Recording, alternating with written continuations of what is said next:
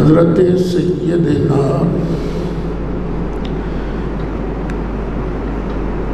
ابو ہریرہ رضی اللہ عنہ ارشاد فرماتے ہیں کہ رسول اکرم جان دو عالم صلی اللہ علیہ وسلم نے ارشاد فرمایا لا تدخلون الجنة حتى تؤمنوا تم اتنی دیر تک جنت نہیں جا سکتے جب تک ایمان نہ لے آؤ۔ بغیر ایمان کے کوئی بھی جنت نہیں جا سکتا۔ ملحدین ایک دھوکہ دینے کی کوشش کرتے ہیں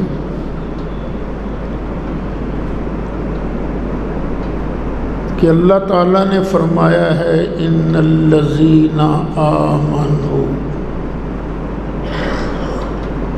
والذین ہادوا والنصارى والصابئین من آمن باللہ والیوم الآخر، کہ کوئی بھی ہو، مومن ہو تو، یہودی ہو تو، عیسائی ہو تو، مجوسی ہو تو، جو بھی اللہ کو مانے، قیامت کے دن کو مانے، اچھے اچھے کام کرے تو وہ جنت میں چلا جائے گا۔ قرآن کا کلیم تو یہ ہے۔ تو قرآن میں تو رسول اللہ صلی اللہ علیہ وسلم پر ایمان کی تو شرط ہی نہیں ہے، اور تم مولوی لوگ جو ہو یہ خام خواہ کہتے رہتے ہو کہ اللہ کو مانیں، رسول اللہ کو مانیں۔ یہ قرآن کی تو شرط کے خلاف ہے۔ اصل میں یہ بادشاہوں کے بادشاہ کا کلام ہے، اللہ کا کلام ہے۔ اس کو سمجھ بھی وہی سکتا ہے جس کو اللہ کریم نے اپنے محبوب علیہ السلام کے عشق کا فیض دیا ہو۔ اللہ کو ماننا ہے تو کیسا ماننا ہے، یہ بھی ٹھنڈے دل سے سوچنا پڑے گا نا۔ اللہ کو کیا ماننا ہے؟ ویسا ماننا ہے جیسے کہ ماننے کا حق ہے۔ قل هو اللہ احد اللہ الصمد، اللہ کو یکتا ماننا ہے اور اس کو کسی کا محتاج بھی نہیں ماننا۔ پھر لم یلد، یہ بھی ماننا ہے کہ اس کی اولاد کوئی نہیں۔ اور یہودی تو عزیر علیہ السلام کو اللہ کا بیٹا کہتے ہیں۔ وقالت الیہود عزیر ابن اللہ، اگر اللہ کو وہ جیسا ماننے کا حق ہے ویسا ماننے میں تو یہودیت تو ختم ہو گئی نا۔ اور عیسائی جناب عیسیٰ علیہ السلام کو اللہ کا بیٹا مانتے ہیں۔ تو جب انہوں نے اللہ کو لم یلد مانا تو نہ وہ عیسائی رہے نہ وہ یہودی رہے۔ جب یہ مانا کہ وہی ایک غیر محتاج ہے، وہی اکیلا ہے، پھر تو سابعیت بھی ختم ہو گئی۔ اور پھر چھٹا پارہ پڑھ لیجئے،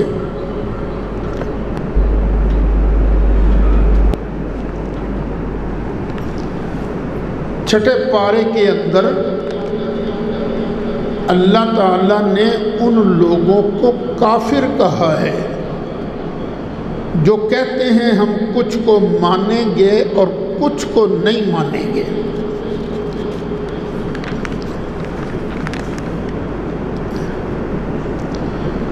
اب سن لیجیے آیت کریمہ، ان الذین یکفرون باللہ ورسلہ، بے شک جنہوں نے انکار کیا اللہ کا اور اس کے رسولوں کا، وَيُرِيدُونَ أَن يُفَرِّقُوا بَيْنَ اللَّهِ وَرُسُلِهِ، اور چاہتے ہیں کہ اللہ اور اس کے رسولوں کے درمیان جدائی پیدا کر دیں۔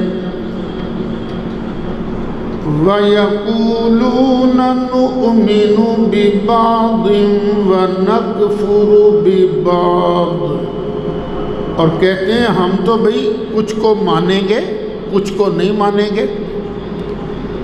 اللہ ارشاد فرماتا ہے وَيُرِيدُونَ أَن يَتَّخِذُوا بَيْنَ ذَلِكَ سَبِيلًا، ایک طرف ہیں مومن جو سب کو ماننے والے ہیں، ایک طرف ہیں کھلے کافر جو کسی کو نہیں مانتے۔ اور یہ لوگ کیا چاہتے ہیں کہ درمیان میں ہم اپنا توت کھڑا کریں، نہ یہ دین میں نہیں چلے گی۔ جو بندہ یہ کہے کہ ہم ایک کو مانیں گے دوسرے کو نہیں مانیں گے، اولئک هم الکافرون حقا واعتدنا للکافرین عذابا مہینا، اور ہم نے کافروں کے لیے ذلیل کر دینے والا عذاب تیار کر رکھا ہے۔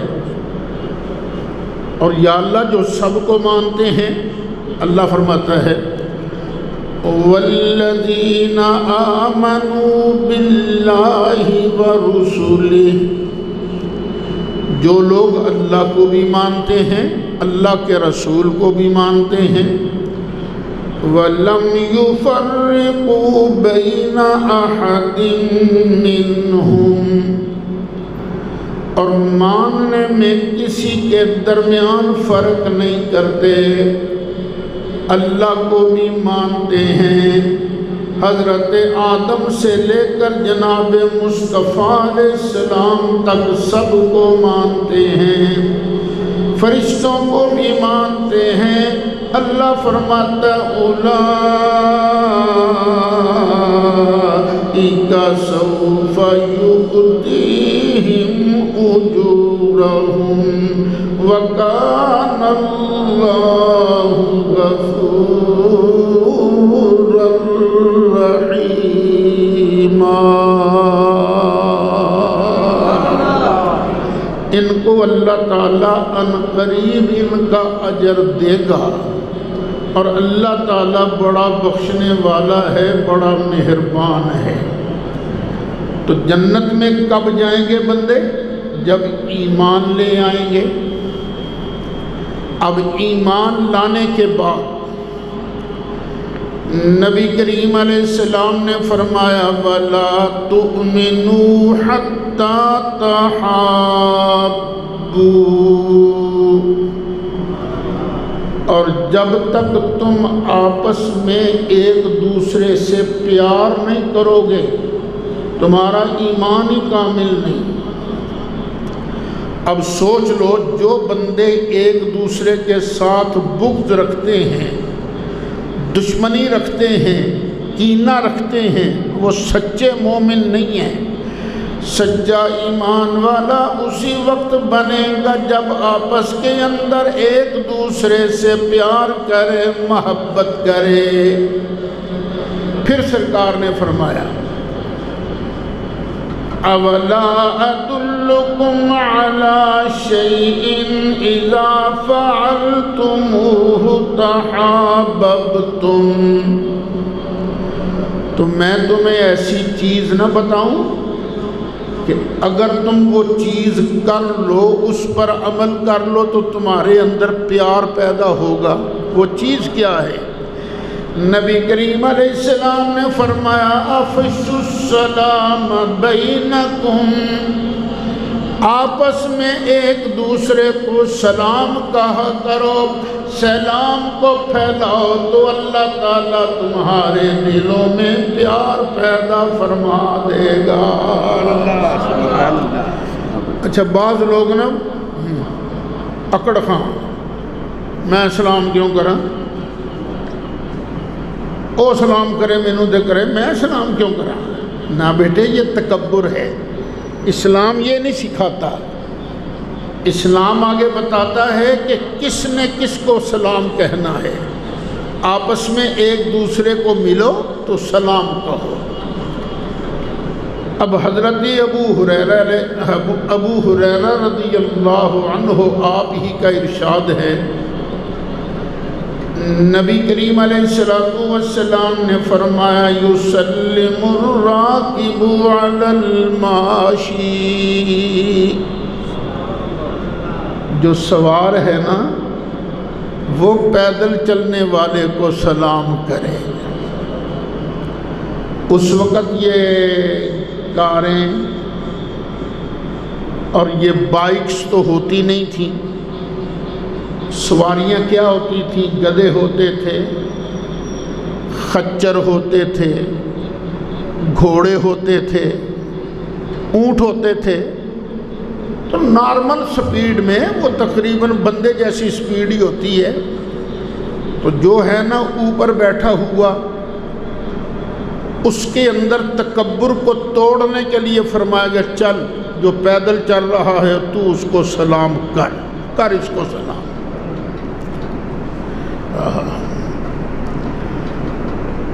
والماشی علی القاعد، اور جو چلنے والا ہے نا وہ بیٹھے ہوئے کو سلام کرے۔ اچھا، مسجد میں جب آؤ تو اونچی آواز سے سلام نہ کرو۔ کیوں؟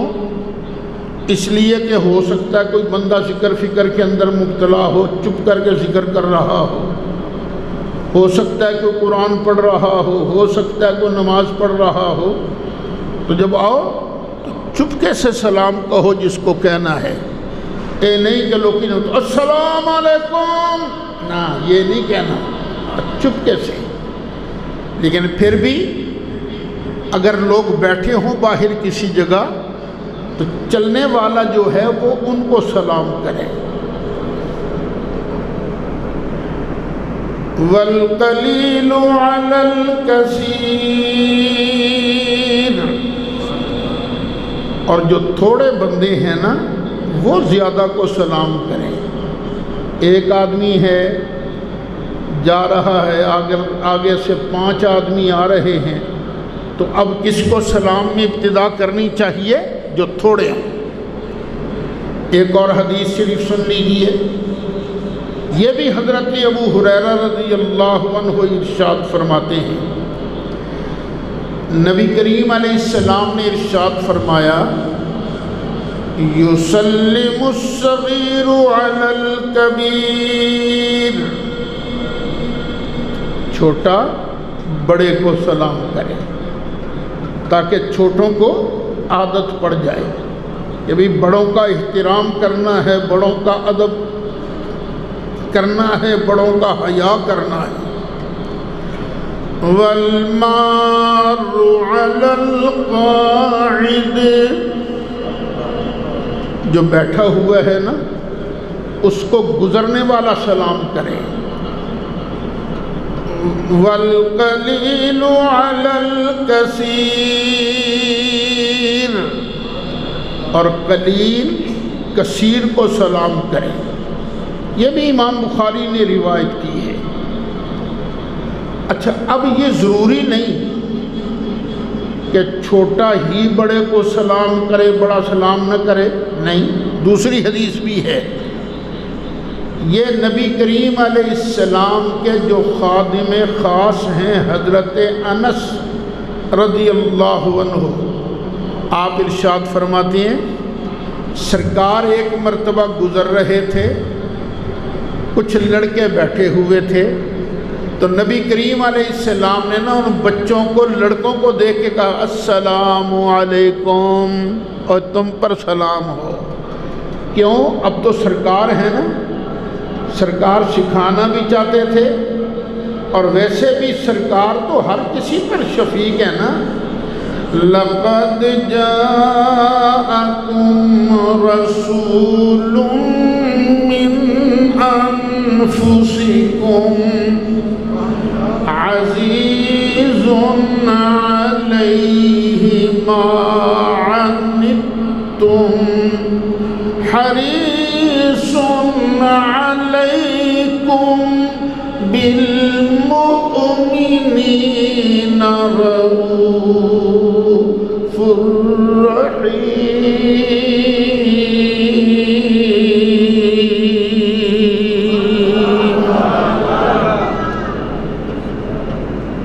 اچھا، ایک بات کا خیال اور بھی کرنا ہے۔ نبی کریم علیہ السلام نے ارشاد فرمایا، راوی ہیں حضرت ابو ہریرہ، اور امام مسلم نے اس حدیث کو اپنی صحیح میں درج کیا ہے، یہودی ہیں، عیسائی ہیں، لا تبدوا اليہود ولا النصارى بالسلام، یہودیوں عیسائیوں کو ابتداءً سلام نہیں کہنا، ابتداءً سلام نہیں کہنا، کیونکہ وہ تو ہمارے آقا کو نبی مانتے ہی نہیں ہیں۔ وَإِذَا لَقِيتُمْ أَحَدَهُمْ فِي طَرِيقٍ فَاضْطَرُّوهُ إِلَىٰ أَضْيَقِهِ، اور اگر رستے میں یہودی عیسائی مل جائیں تو پھر ان کو اس طرح تم چلو کہ وہ مجبور ہو کر سائیڈ پر سے گزرے۔ کیوں؟ الاسلام یعلو ولا یعلا، اسلام غالب ہوتا ہے، مغلوب نہیں ہوتا۔ لیکن یاد رکھیے یہ جو احکامات ہیں نا، یہ اسلامی اسٹیٹ کے لیے ہیں۔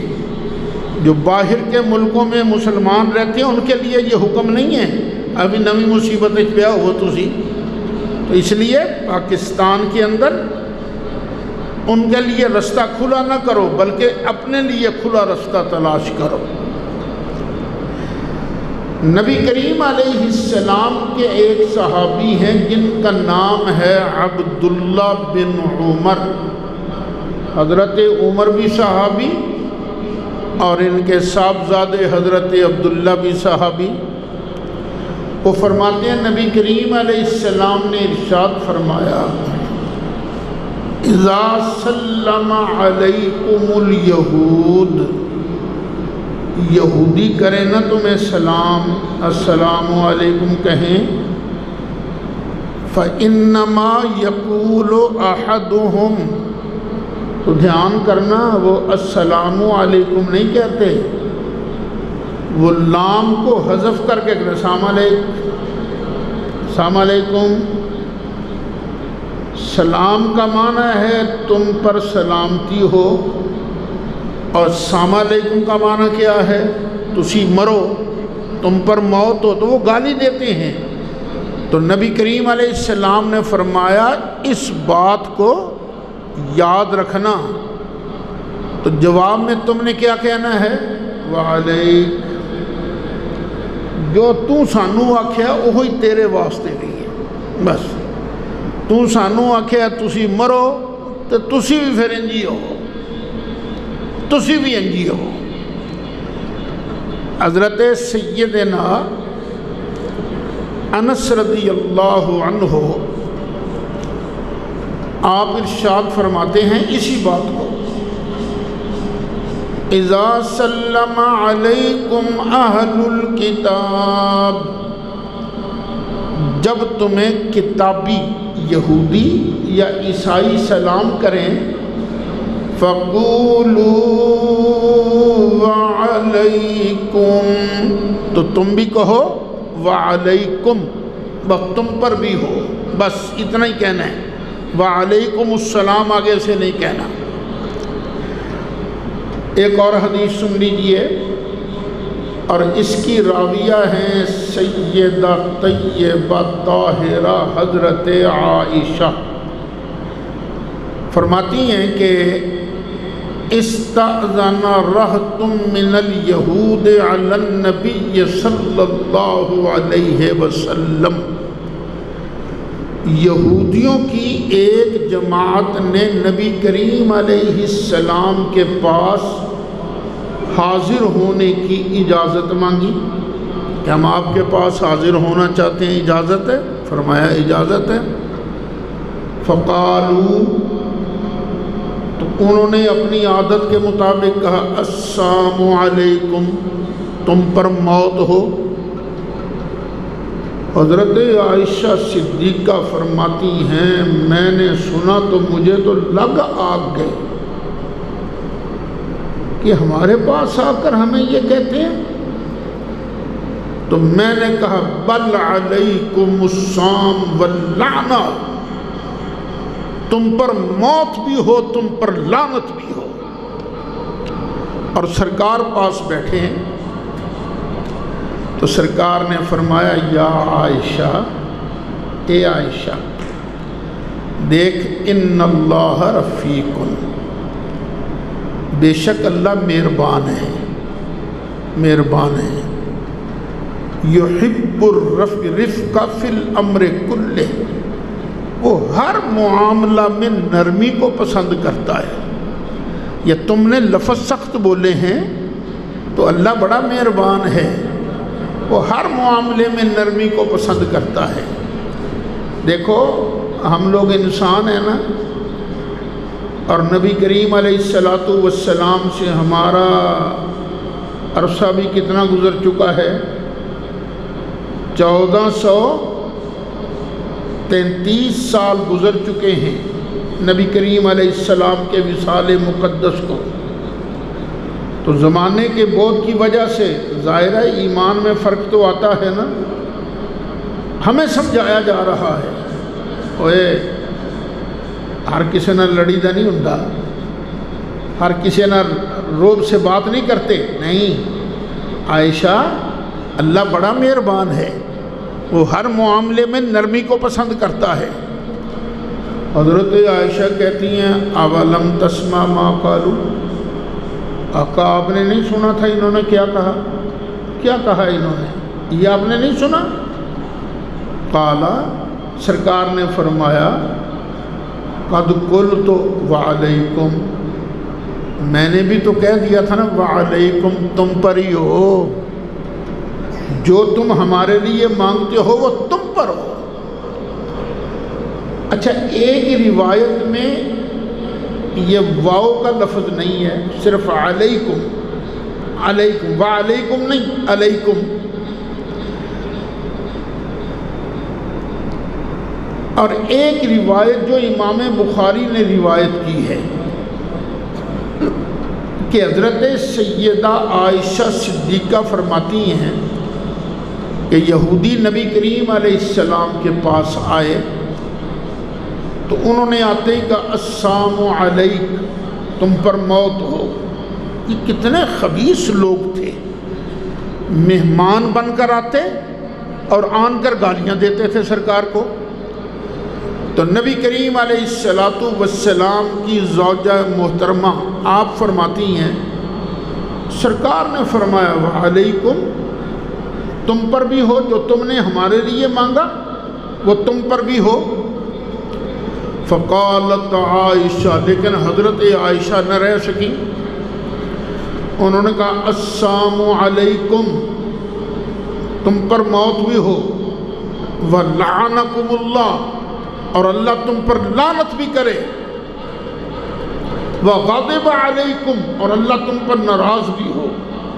یہ تینوں باتیں کہہ دیں تو نبی کریم علیہ السلام نے فرمایا مہلاً یا عائشہ، عائشہ ٹھہر جا، نرمی کر، ٹھہر جا، علیک بالرفق، تجھ پر نرمی لازم ہے، نرم زبان استعمال کر، سختی نہ کہہ، وَإِيَّاكِ الْعُنْفَ وَالْفُحْشَ، اور اپنے آپ کو سختی سے اور فوش بات کہنے سے روک اپنے آپ کو۔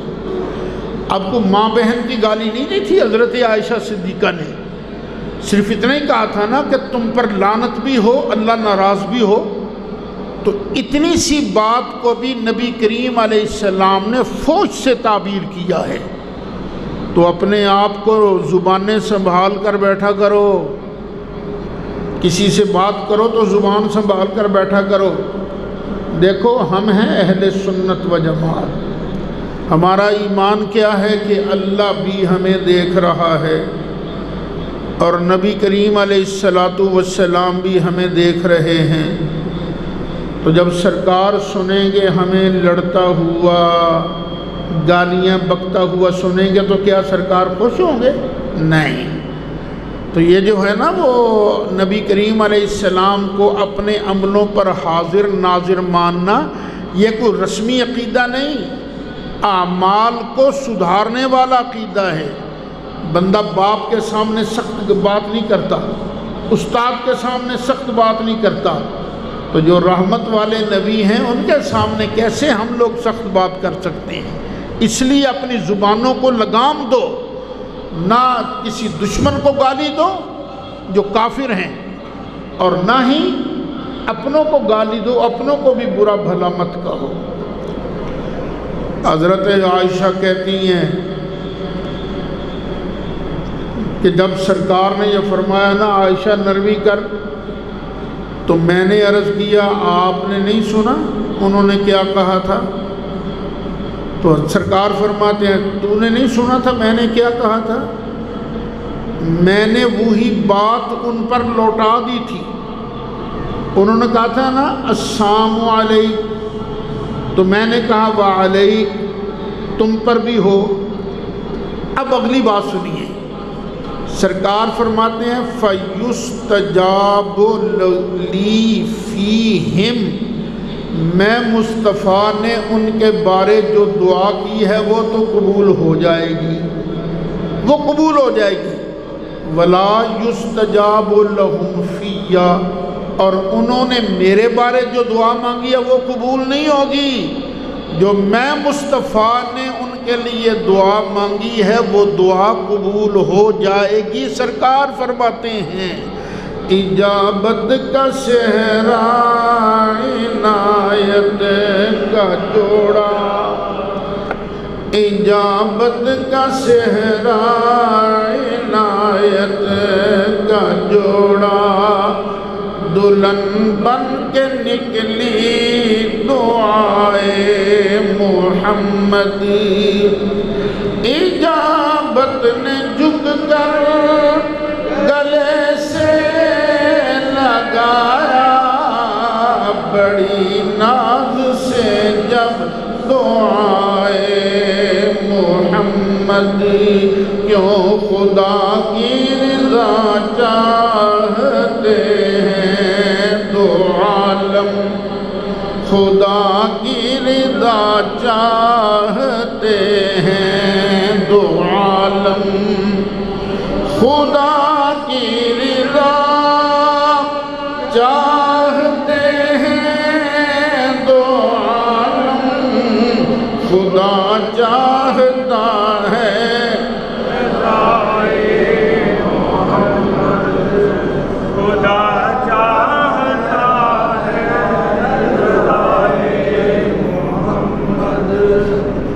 پھر نبی کریم علیہ السلام نے حضرت عائشہ صدیقہ سے فرمایا لا تکونی فاحشہ، عائشہ فوش بات کرنے والی مت بن نا۔ یہ حضرت عائشہ کو حکم ہے، میں اور تم کس باغ کی مولی ہیں، اسی تے گالاں کٹن لگیاں کھلوندے ہی نہیں، ماں دی بہن دی پنجابی دیاں گالاں دے مقابلے ہی کوئی زبان نہیں کر سکتی نا۔ تو نہیں بیٹے، اپنی زبان کو لگام دو، مت کسی کو برا بھلا کہو۔ کیوں؟ نبی کریم علیہ السلام نے ارشاد فرمایا فَإِنَّ اللَّهَ لَا يُحِبُّ الْفُحْشَ وَالتَّفَحُّشَ، اللہ تعالیٰ فوش بات پسند نہیں کرتا۔ اچھا، ایک آدمی ہے اس کی عادت نہیں فوش گوئی کی، لیکن وہ زور لگا کر نہ مجبور ہو کر فوش بات کرتا ہے، یہ باب تفاعل کا خاصہ ہے۔ فرمایا اللہ نہ فوش بات پسند کرتا ہے، نہ تکلف کے ساتھ فوش بات کرنا پسند کرتا ہے۔ اس لیے خاص طور پر واعظین حضرات، ان کو چاہیے کہ اپنی زبانوں کو گالیوں سے محفوظ رکھیں۔ بعض لوگ تو سمجھتی ہیں کہ گالیاں دینا ہی اسلام ہے۔ نہیں بیٹے، اسلام اس چیز کا نام ہے جو میں مشکات شریف کھول کر تمہیں سنا رہا ہوں۔ اسلام نے تو بتوں کو گالیاں دینے سے منع کیا ہے۔ فَلَا تَسُبُّوا الَّذِينَ يَدْعُونَ مِن دُونِ اللَّهِ فَيَسُبُّوا اللَّهَ عَدْوًا بِغَيْرِ عِلْمٍ۔ ان مشرکوں کے بتوں کو بھی گالی مت دو۔ کیوں؟ ہو سکتا ہے وہ جواب میں غصے میں آن کر تمہارے سچے خدا کو گالیاں دینا شروع کر دیں۔ نہ، اس طرح نہ کرنا۔ تو نبی کریم علیہ السلام کے ارشاد گرامی سے بھی پتہ چلا کہ اپنی زبانوں کو کنٹرول کرنا چاہیے، اور جب کسی مسلمان کو کہنا ہو تو السلام علیکم یہ کہے۔ اچھا، اور سن لیجئے،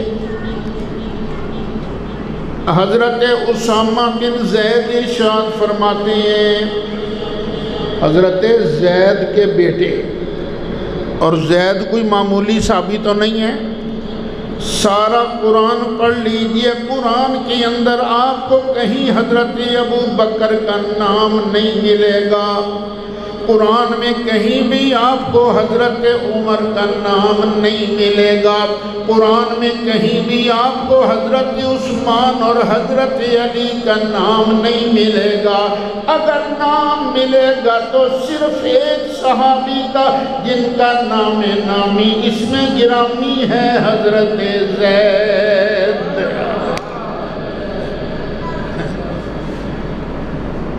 یہ نبی کریم علیہ السلام کے پاس آئے حضرت علی اور حضرت عباس،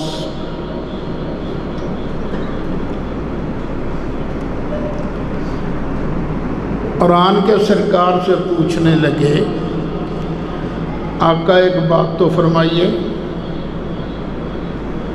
آپ کو ساری اہل بیت میں سب سے زیادہ پیارا کون ہے؟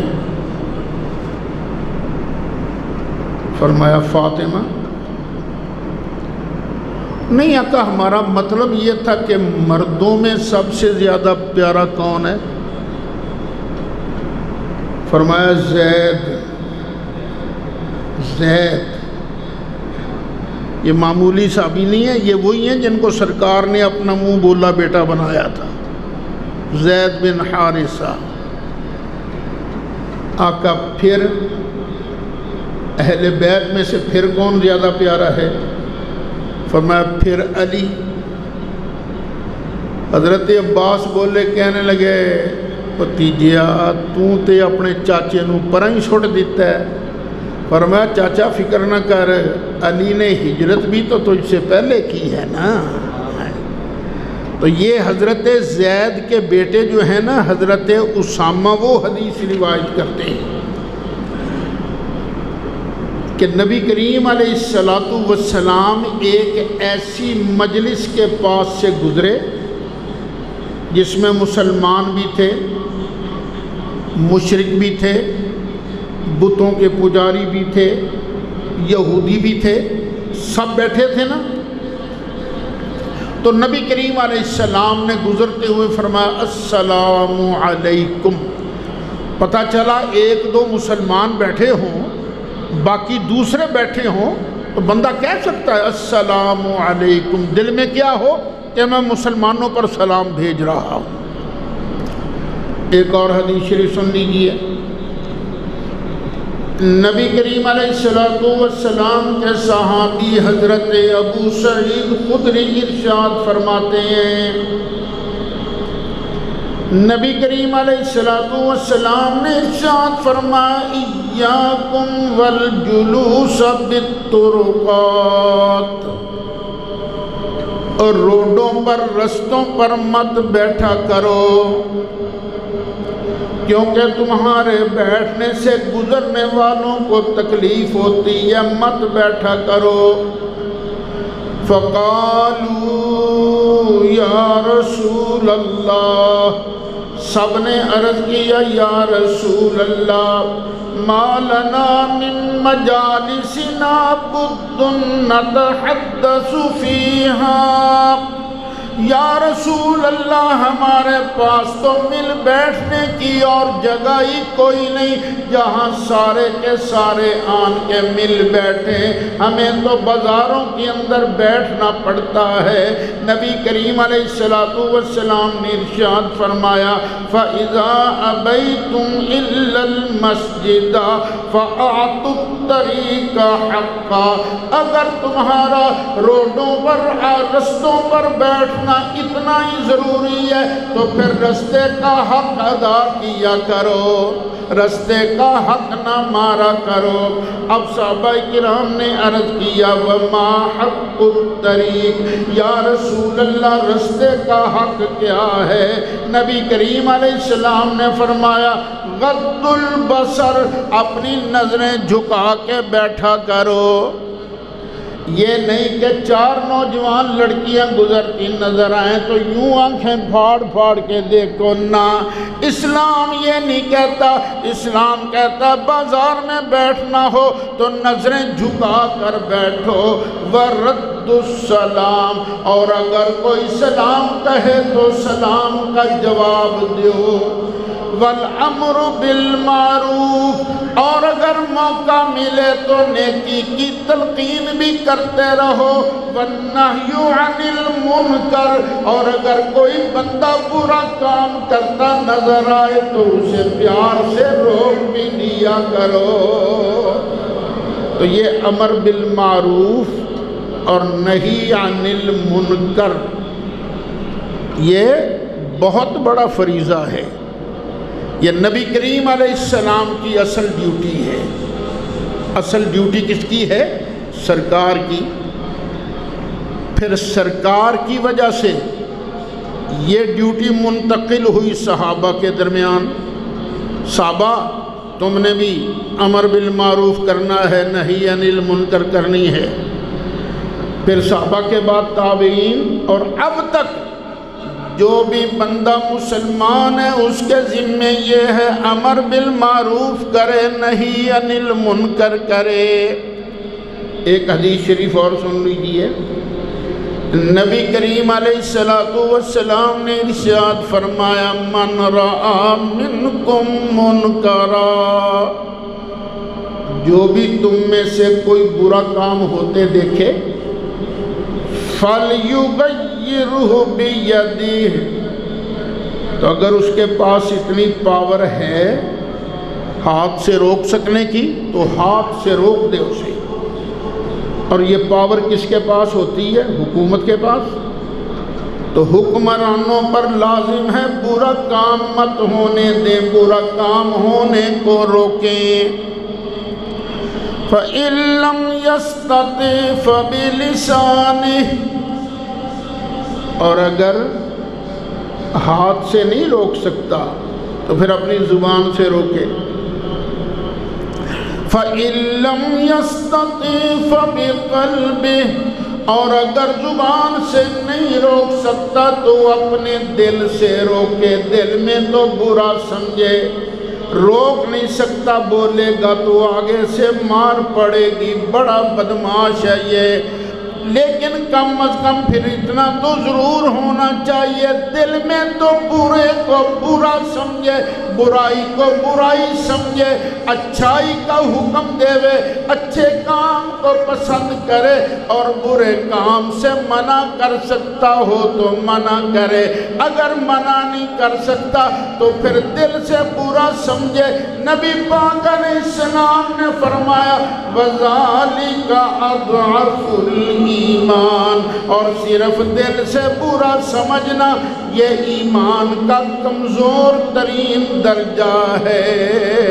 نعرہ تکبیر، نعرہ رسالت، نعرہ حیدری، نعرہ تحقیق، نعرہ غوثیہ۔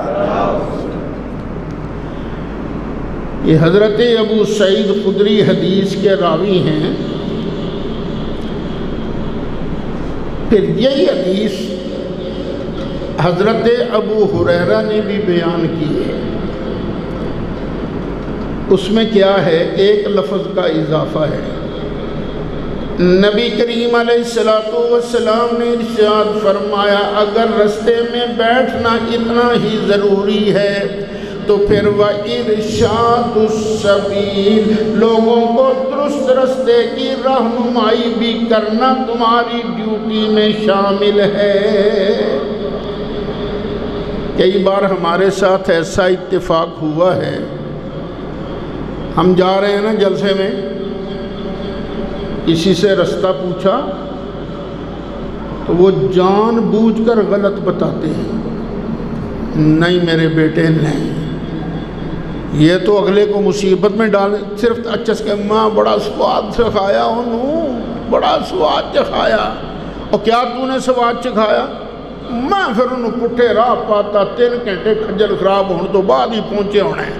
نہ نبی کریم علیہ السلام نے ارشاد فرمایا جب کوئی بندہ رستہ کسی سے پوچھے، اگر معلوم ہو تو اس کی رہنمائی کرے، اگر معلوم نہیں تو کہہ دے بھائی مجھے پتہ نہیں کسی اور سے پوچھ لو، یا خود چل کے جائے اور کہے میرے بھائی تجھے میں اس بندے سے رستہ پوچھ دیتا ہوں۔ جانے والے کو اگر سہولت کے ساتھ اپنی منزل مل جائے تو سبحان اللہ تیرا مفت میں بیٹھے بیٹھے تیری نیکیوں کے کھاتے میں اضافہ ہوتا جائے گا۔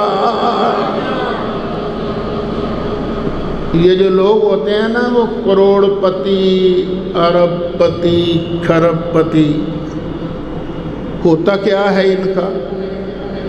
میں خوش ہوتے رہتے ہیں اور جی بینک اکاؤنٹ میں ہمارے اتنے ہند سے بڑھ گئے، کام نہیں آتے، یہ کام نہیں آتے۔ کام کیا چیز آتی ہے؟ نبی کریم علیہ السلام نے ارشاد فرمایا یہ نہ کہا کر کے یہ ساری چیزیں میری ہیں، تیری تو وہ چیز ہے جو تو نے استعمال کر لی، کھا لی، پی لی یا پہن لی یا کسی کام میں لے آئے، یا تو نے اپنے لیے آگے بھیجا ہے کسی غریب کی مدد کر کے، کسی مسکین کی مدد کر کے، اپنے کسی غریب بھائی کی امداد کر کے، جو تو نے اپنے لیے آگے بھیجا ہے وہ تیرا مال ہے۔ باقی کا جو تو کھرب پتی بنا پھرتا ہے، ارب پتی، کروڑ پتی بنا پھرتا ہے، وہ تو تیرا مال نہیں، وہ تو تیرے وارثوں کا مال ہے۔ اب خود سوچ لو یہ سچ ہے کہ نہیں ہے؟ یہ فرمان میرے مصطفیٰ علیہ السلام کا، تیرا تو ہے ہی نہیں۔ لڑکا بیٹا باپ سے لڑتا، کہتا میرا حق کڈ، میرا حق دے۔ بیٹے تیرا تو حق بنتا ہی نہیں۔ تیرا حق کب بنے گا؟ جب مورث کا انتقال ہو جائے گا۔ جب تک تیرا ابا زندہ ہے ایک پیسے کا بھی اس میں تیرا حق نہیں بنتا۔ اس کی اپنی مرضی ہے تجھے دیوے یا نہ دیوے۔ لوگ بیٹوں کے لیے تو کہتے ہیں میں ہنے حق دے دینا، میں دے دینا تاکہ بعد لڑائی نہ ہوئے۔ پھر جب دے دیا سارا کچھ، اب ایک طرف جاتا ایک بیٹے کے پاس تو وہ بہو کہتی ہے چاچا کھنگدا بہت ہے، اینوں دوجے ول بھیج دیو۔ دوسری کہتی ہے ماما بہت تنگ کردا ہے، آوازاں ماردا رہندا ہے، مینوں پانی لیا دیو، مینوں چاہ بنا دیو۔ اور تجھے سنبھالنے والا بھی کوئی نہیں ہوگا۔ جب تک تو زندہ ہے مال اپنے کنٹرول میں رکھ، جب تیرا انتقال ہو جائے گا پھر جیسے اللہ کا حکم ہے اللہ کے حکم کے مطابق تیرا مال تقسیم ہوتا جائے گا۔ ایک بات کا خیال رکھنا، یہ کبھی نہ کہنا کہ میں نے بیٹیوں کو جہیز دے دیا تھا، بیٹیوں کا حصہ نہیں۔ اور یہ مال تیرا اپنا تو نہیں، یہ تو مال تجھے اللہ نے عطا کیا تھا، اللہ کا آرڈر ہے۔ بیٹے کو 2 حصے ملیں گے، بیٹی کو 1 حصہ ملے گا۔ لِلذَّكَرِ مِثْلُ حَظِّ الْأُنثَيَيْنِ۔ ارے کیوں کسی کا حق مار کے دل دکھاتا ہے؟ جو تیرا حق ہے بس وہی استعمال کر، باقیوں کا حق استعمال نہ کر۔ بھائی کہتے ہیں ایسا پہنا نو حصہ نہیں لین دینا، تو ماما لگنا ہے شریعت کا، تو ٹھیکے دار نہیں۔ جب اللہ تعالیٰ نے حصہ مقرر کر دیا ہے تو جو بندہ اللہ رسول کی شریعت میں دخل اندازی کرے گا پھر قیامت کے دن اس سے اس کا جواب ضرور دینا پڑے گا۔ وہ اللہ فرماتا ہے نا من اعرض عن ذکری فإن له معیشة ضنکا۔ جو بندہ میرے آرڈر سے منہ پھیرتا ہے نا تو ہم اس کی پھر نہ قبر میں زندگی تنگ کر دیں گے۔ وَنَحْشُرُهُ يَوْمَ الْقِيَامَةِ أَعْمَى۔ قیامت کے دن ہم اسے اندھا کر کے اٹھائیں گے، نظر نہیں آئے گا۔ قَالَ رَبِّ لِمَ حَشَرْتَنِي أَعْمَى وَقَدْ كُنْتُ بَصِيرًا۔ عرض کرے گا قیامت کے دن یا رب العالمین میں تو اچھا والا دیکھنے والا تھا، تو نے مجھے قیامت کے دن اندھا کر کے کیوں اٹھایا؟ اللہ ارشاد فرمائے گا دنیا میں تو نے مجھے یاد نہیں رکھا، آج کے دن تو بھلا دیا جائے گا۔ ہمارے نزدیک ایسا ہی ہوگا جیسے بندے کو اس کے بارے خیال ہی نہیں ہوتا، چل پھر جلن دا سڑن دا سواد چکھ لے۔ تو میرے بھائی آج وقت ہے اللہ کے قرآن پر عمل کرنے کا، لوگوں کی ہمدردی کرنے کا، لوگوں سے پیار کرنے کا۔ پاکستان میں کتنی مصیبت آئی ہوئی ہے اور لاکھوں گھر تباہ ہو گئے ہیں یار، یہ سیلاب کی وجہ سے لاکھوں گھر تباہ ہو گئے۔ مجال ہے کسی دیانتدار آدمی کی نگاہ ادھر بھی جا رہی ہو کہ یار یہ غریب لوگ ہیں ان کا کچھ کریں، اور بزنس مین جو ہیں جو سیلاب اور زلزلے پر بزنس چمکاتے ہیں وہ چندہ اکٹھا کرنے شروع ہو گئے ہیں۔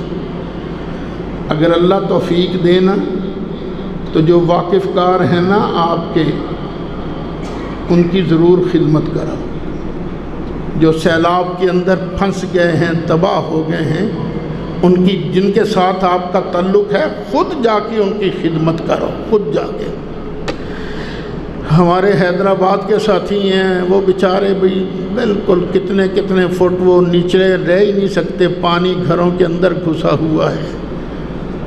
کل پرسوں ہی میں نے کامران صاحب کو کہا تھا، میں نے کہا یار پتہ کرو ان بیچاروں کا حال کیا ہے۔ بس قسم کرسی کا حال ہے، یہ صرف ایک حیدرآباد نہیں، یہ جیکب آباد، لاڑکانہ، سکھر، بدین، اور یہ ہمارے ڈیرہ غازی خان کے علاقے، بلوچستان کے علاقے، یہ تباہی بربادی پھر گئی ہے، تباہی بربادی ہو گئی ہے۔ یہ ہمیں اجتماعی توبہ کرنے کی ضرورت ہے۔ یا اللہ ہمیں توبہ کی توفیق عطا فرما، یا اللہ معاف کر دے، معاف کر دے، یا اللہ معاف کر دے۔ اور استغفار زیادہ کیا کرو، نماز کے بعد بھی نہ کہا کرو استغفر اللہ، کہو استغفر اللہ، استغفر اللہ، استغفر اللہ، استغفر اللہ، استغفر اللہ، استغفر اللہ، استغفر اللہ، استغفر اللہ۔ یا اللہ ہم بیچارے ہیں، یا اللہ ہمارے بس میں کچھ نہیں، تو ہی مہربانی فرما، مناسب مقدار میں بارش دے دے۔ یا اللہ یہ زیادہ نعمت ہم سہنے کے قابل نہیں ہیں۔ استغفر اللہ، استغفر اللہ، استغفر اللہ، استغفر اللہ، استغفر اللہ۔ یا اللہ زمین کا مالک بھی تو، آسمان کا مالک بھی تو۔ یا اللہ یہ تو پاکستان میں آج کل طوفان نوح کے کچھ مناظر نظر آ رہے ہیں، یا اللہ ہم اس امتحان کے قابل نہیں، یا اللہ آزمائش کے قابل نہیں۔ اگر یہ عذاب ہے تو یا اللہ ہم تجھ سے معافی مانگتے ہیں۔ استغفر اللہ، یا اللہ ہمیں معاف فرما دے، یا اللہ ہمیں معاف کر دے، یا اللہ ہمیں معاف کر دے، سنتیں ادا فرما لیجیے۔